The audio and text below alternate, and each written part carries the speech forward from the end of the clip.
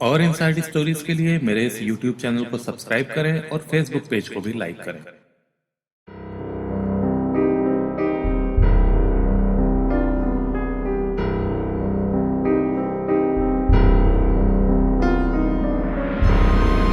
MP के रामगढ़ जिला में एक थाना है मांडू।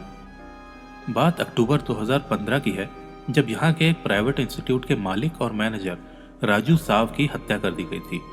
राजू साव को मारने के बाद शव को हरैया जंगल में फेंक दिया गया था। उस दिन हुआ यह था कि रात करीब 11 बजे इंस्टीट्यूट की दीवार फांदकर 6-7 नकाबपोश पीछे की तरफ से आए थे। अंदर पहुंचकर उन्होंने सबसे पहले राजू साव, इंस्टीट्यूट में एक काम करने वाले आशीष नारायण, मनीष नारायण और एक लड़की दीपशिखा कुमारी को रिवॉल्वर के दम पर बंधक बनाया और उसके बाद राजू साव को लाठी से पीटा। इन लोगों ने बाकी सबको एक कमरे में बंद किया और राजू साव को लेकर गायब हो गए। वहां से वो लोग राजू साव को लेकर हरैया जंगल गए, जहां उन्होंने उसकी हत्या कर दी। बाकी लोगों ने राजू साव के किडनैप की सूचना उसकी मां और पत्नी दोनों को दी और जानकारी मिलते ही पुलिस भी छानबीन में जुट गई। पुलिस अपनी इन्वेस्टिगेशन में लगी ही थी कि उसको एक शव की सूचना जंगल से मिली और जब इस शव की शिनाख्त की गई तो वो राजू साव का ही निकला। पुलिस ने जब मामले की तफ्तीश करनी शुरू की तो उनको राजू के कैरेक्टर के बारे में पता चला। लोगों ने यह बताया कि राजू ने नौकरी दिलाने के नाम पर लोगों को ठगा था।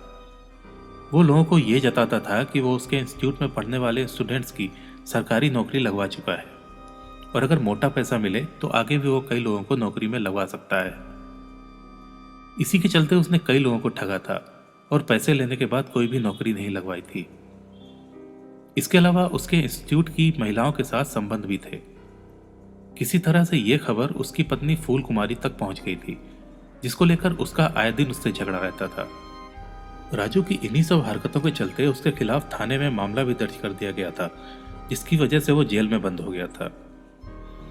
उसके जेल में बंद होने के दौरान पत्नी फूल कुमारी के स्कूल के एक ड्राइवर सुमित कुमार के साथ शारीरिक संबंध बन गए थे। जेल से निकलने के बाद जब राजू को इस बारे में पता चला तो दोनों पति पत्नी के बीच झगड़ा हुआ और साथ ही उसने सुमित कुमार को नौकरी से भी निकाल दिया। सुमित के निकालने जाने के बाद भी उसका फूल कुमारी से मिलना जुलना और फोन पर बातचीत जारी रही। इसके बाद ही राजू ने इंस्टीट्यूट में दीपशिखा कुमारी को रखा और फिर इसको लेकर पति पत्नी के बीच झगड़े होने लगे और फिर दोनों ने अलग होकर अलग अलग रहना शुरू कर दिया। फूल कुमारी ने राजू को खत्म करने का तय कर लिया था और इसके लिए उसने अपने प्रेमी सुमित कुमार का सहारा लिया। उसने सुमित को राजू की 3 लाख की सुपारी दी थी। जिन लोगों से सुमित ने राजू को मारने को कहा था, उनके कहने पर सुमित भी राजू की हत्या के समय उनके साथ में था। तफ्तीश के दौरान जब पुलिस ने फूल कुमारी के कॉल रिकॉर्ड्स में सुमित का नंबर पाया तो इन दोनों के बीच के संबंधों की कहानी सामने आई और जब पुलिस ने सुमित से सख्ती से पूछताछ की तो उसने बताया कि उसने ये कांड फूल कुमारी के कहने पर किया था, जबकि फूल कुमारी उसके ऊपर उल्टा इल्जाम लगा रही थी कि उसने यह सब अपनी मर्जी से किया है। पुलिस ने सुमित और उसके साथियों की निशानदेही पर वारदात वाली जगह से राजू का चश्मा, चाकू, चाबी और मोबाइल जब्त किए थे। इस पूरी कहानी का खुलासा पुलिस ने आज से 4 साल पहले 15 अक्टूबर 2015 में किया था, जिसके बाद फूल कुमारी को राजू की हत्या के जुर्म में जेल की सजा दे दी गई थी। राजू की हत्या और फूल कुमारी के जेल में जाने के बाद यह कहानी यही नहीं खत्म हुई।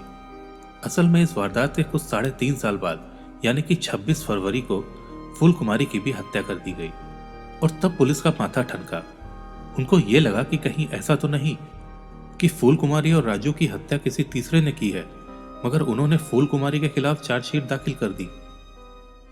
फूल कुमारी उस समय जमानत पर बाहर थी और उसी इंस्टीट्यूट में उस दिन वो प्रिंसिपल कक्ष में थी जब उससे मिलने आए 2 लोगों ने चाकू से गोदकर उसकी हत्या कर दी।